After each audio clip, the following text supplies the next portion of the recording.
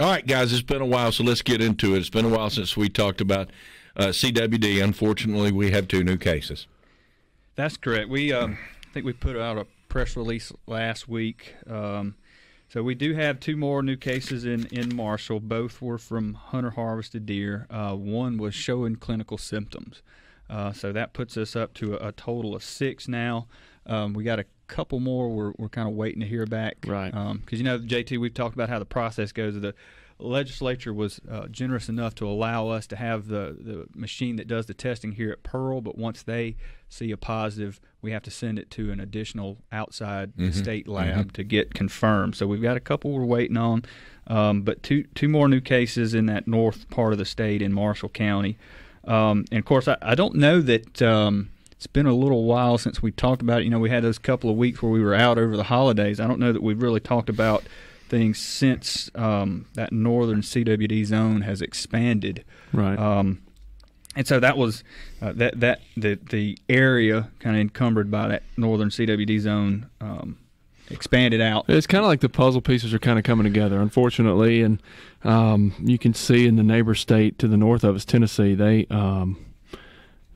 have a good number of positives. That's right. And so our zone actually expanded out a little bit right. in response to some of Tennessee. Yeah, because they had a couple of theirs that were right on the state line. I think it's so there's around Hardeman 24 County now in Tennessee. And, 24. And that's in 2 counties. That's in Wow. 2 counties that are next door to each other, and they're right next door to Marshall County to the north. So you can kind of start laying that puzzle out and seeing, unfortunately, maybe where the hot spot is, if you will. I know how Russ described it like that at one point in time. That makes 3 for Marshall County now, right?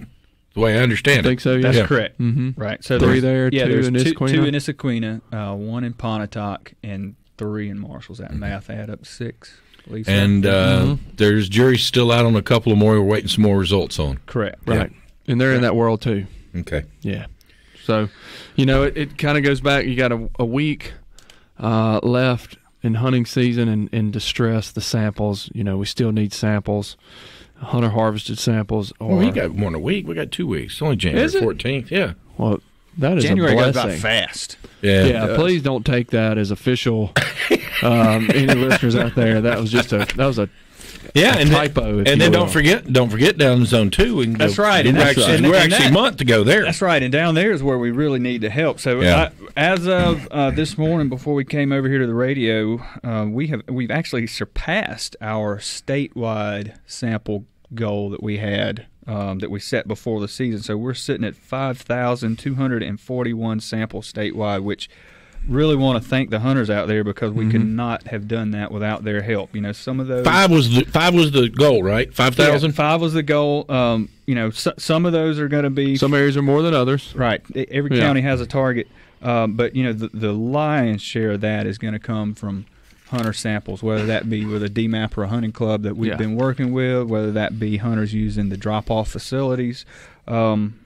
So we're really, really proud that we've hit that number. Honestly, it's a big number. It scared me when we started talking about 5,000 samples statewide. That's a lot of effort that goes into that. But even though we've hit the statewide number, you're right, JT. We still are a little bit lacking in the southern part of the state. I'm looking at Wayne County. They've turned in 4 deer. Right. So even though we had a statewide goal of 5,000, every county kind of had their own county-specific goal, and so if you do the math, essentially we've kind of overshot some counties. We've got more than we really targeted for in some counties, but then there's other counties in that southern part of the state. And this is also the first year that we've done all the big just push for sampling, because obviously it's the first year, and we're hearing the public, because some of the areas like Wayne County, for instance, you hear, I'm not sure exactly where all the locations the drop-offs are, but it is a reality that people are like, well, I'm not driving 3 counties over to drop off a deer at a freezer, and we're taking all that in, and next year, the way we had to roll it out, we couldn't put a freezer in every county. That just wasn't feasible at this season. Right. It may not be feasible next year, but there may be more trying to make it easier for the sportsmen to drop off and participate in it, and we get that. I mean, we get that people are not going to drive 3 counties, 4 counties out of the way to drop a deer head off just for a sample. So, but if you're willing to, and if you do, yeah, thanks. Because these numbers were hit, and we still, like you said, 2 weeks to a month left in hunting season. We could be over 6,000 samples. Easily. Correct. Easy, which is awesome. And 2, it gives you peace of mind to know that your deer meat is safe because the Centers for Disease Control has said not to consume meat of a CWD deer. That is from the feds, the Centers for Disease Control. They're the ones that are saying that. And, of course, you can have that peace of mind as well. Plus, you're helping with the research that you guys desperately need to samples of deer so we can kind of get a handle on what's going on with this disease. It wasn't if, it was when. Right. That was basically what it was. We all knew that. Don't be surprised if it spreads even more. I mean, Tennessee, it looks like Tennessee is infested with it right now. Right. I mean, they reported it later than we did, and they're more than double than us now. Yeah, That's right, and they have December. I don't know what their total number of samples are, but I know just the 11 that they announced, I think last week, was only out of 140 samples, so 11 out of 140.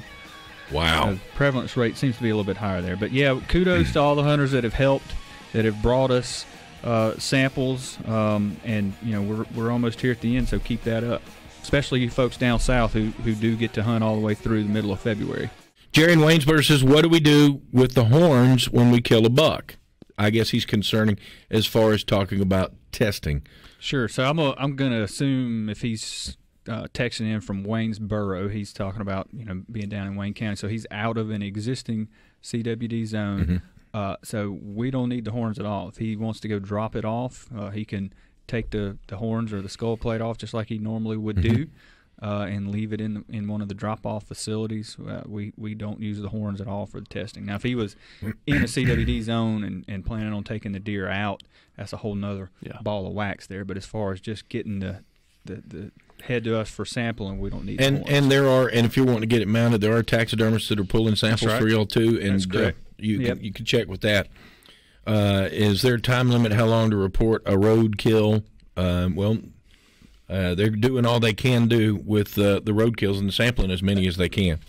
Yeah, with the weather, I think they'll last a little longer. Yeah, certainly. And I don't want to get too gruesome into how long they last, but yeah, if you see one, sure, let us know. And we got people that are running the roads every day for various reasons, and they're going to be stopping when they see road kills because we've probably said it on here before. The road kills tend to have a little bit higher prevalence. Yeah. You get the disease. Yeah, one of the positives that we obtained this year was actually from a roadkill sample. That's right. Yep. So what happens? The deer gets that neurodegenerative disease. The brain quits working, becomes a zombie, and they don't know to get out the road. That's what you're saying, a little basically. bit more likely to get hit. So. Pat says, I've heard there's rumors about Sardis Lake. There's a rumor going around about a CWD positive deer. Listen, folks, there's a lot of rumors going around.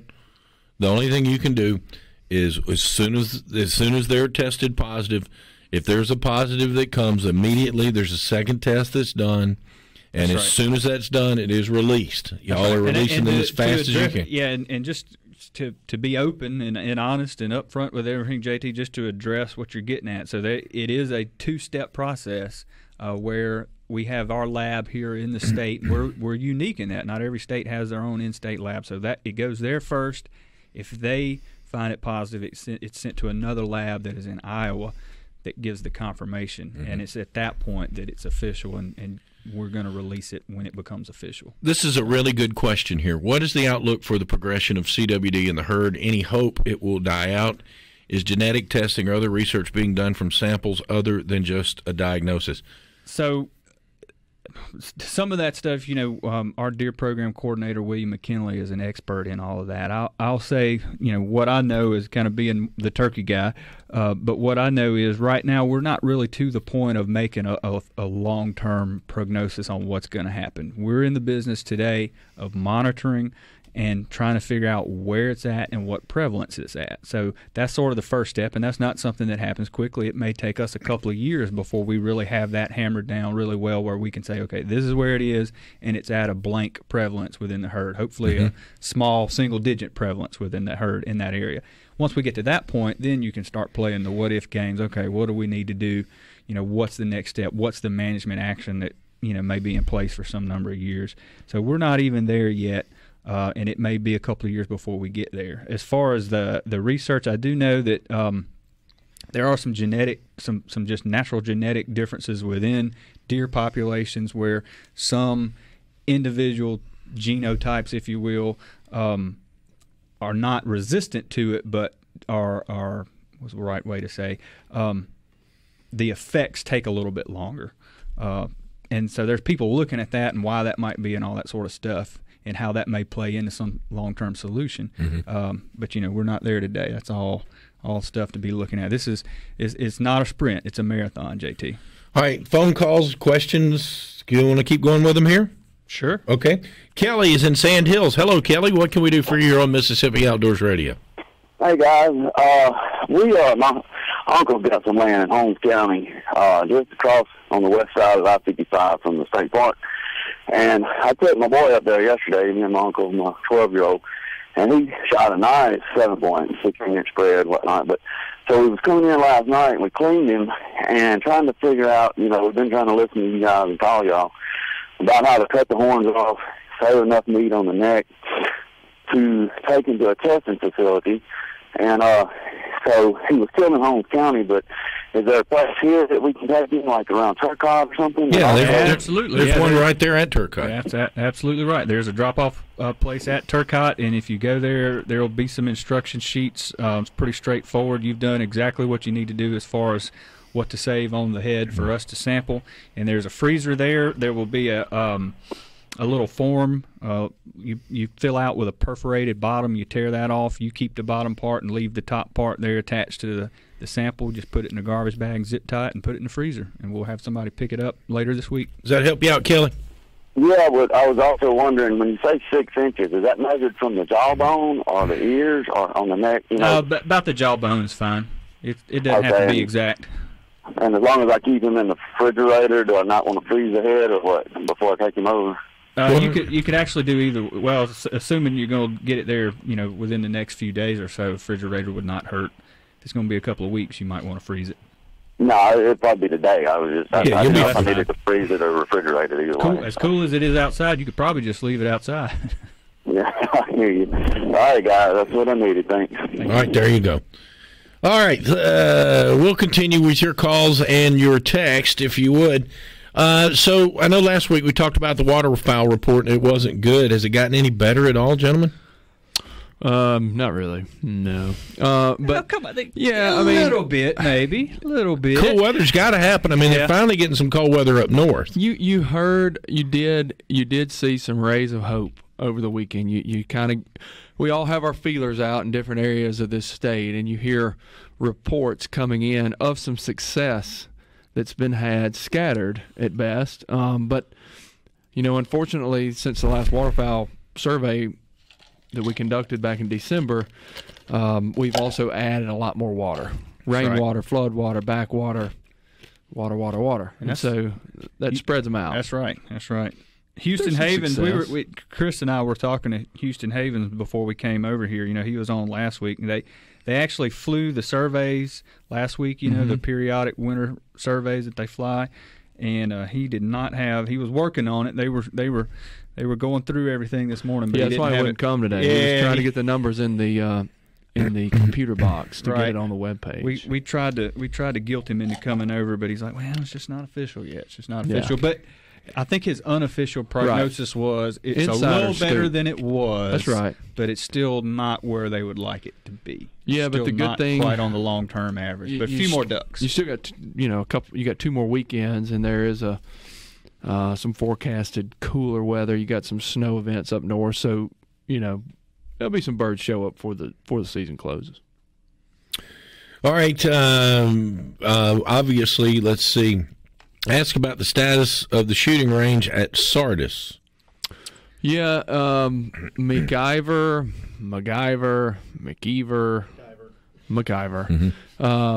like the TV show. So it's scheduled to open springtime this year. They're putting the finishing touches on it, and that'll be a very, very nice shooting range that definitely North Mississippi can be proud of. It's going to be awesome. And Winchester's put in a lot of money on that as a it was a unique deal. Out, right? Winchester helped us out with that facility, and man, it's been Captain Scotty Jones has been kind of overseeing that thing diligently for the last few years, and I know he's ready to get it kicked off, and springtime is what we're looking at. I got some good news here on this text line. Yeah. I presume he wanted me to talk about it, or he wouldn't have texted me this. He said he's going to try to get additional help, additional appropriation to MDWFP this year to address the CWD response plan, and that came from Chairman Scott Bounds of the House Wildlife Committee. Brian in Winona says, how long does CWD stay on the ground? Is it like parvo and stick around for quite some time? Indeed it does, Brian. It does. And that's why they have banned supplemental feeding, banned mineral sites, those types of things in these hot zones. And is exactly right. Somebody said address the flooding. We'll do that when we come back. Let's see here. I know corn on the ground can have CWD transferred to it, but corn itself carried the disease. We don't know. There's research being done that it may be able to be uptaken through plants. Right. That is true, JT. I think one of the confusion a lot of people have, when they hear wildlife folks talk about corn, it's not so much. You are correct in that the disease can potentially be uptaken by plants, but the big issue with feeding as it relates to deer, or as it relates to disease, is just the concentration of animals. And it's one of those things that's common sense. If I'm sick, I got the flu, you probably don't want to share a hamburger with me, right? And it's the exact same principle. If you've got a sick individual, you don't want them sharing a feed site with other animals that are not sick. Just common sense.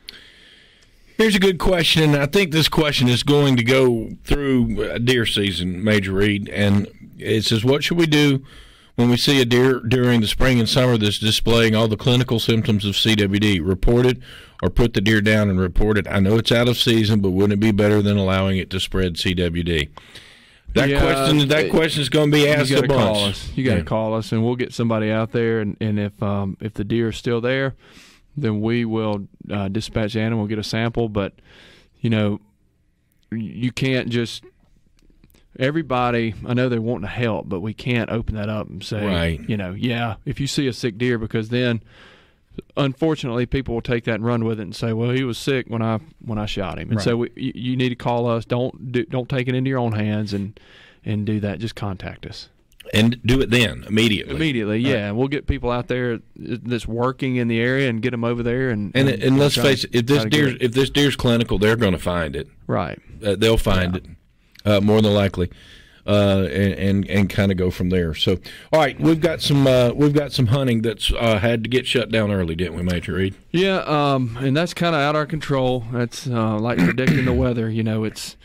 It's changes every day, and so but here in the last few years, it's been more commonplace, and I guess it's been on everybody's memory from 2015-16 when we had to close it down due to high water along the Mississippi River. And so when the river reached 43 feet at the Vicksburg gauge, it closed down lands in Issaquena, Sharkey, and Warren counties that lie south of Highway 14 and west of Highway 61 and north of the Big Black River. The press release came out. It listed Greenville River gauge on there too. Greenville does not look like it's going to get to 48 feet. So Greenville, the lands in that world up there will not be affected by a season closure. We also had to close down the backwater area when Steel Bayou landside gauge reached 90 foot. We closed it, and that's lands in Sharkey, Humphreys, Yazoo, Issaquena, Warren counties, which lie south of Highway 14. West of I-149, Highway 149, south of Highway 16, west of Highway 3, and east of 61. If that doesn't confuse you, whew. But we do have a picture on our website that displays these areas. We've got them shaded, color-coded, so people will know that. Some more questions that we've been getting are wildlife management areas, access to public hunting grounds. Lake George, Twin Oaks, and Sunflower are closed. Because they're in the zone. They are. They're in that zone. That still bio backwater zone 2B. They're closed to all hunting except waterfowl. Okay, so you can waterfowl hunt now. Panther has closed. Panther Swamp.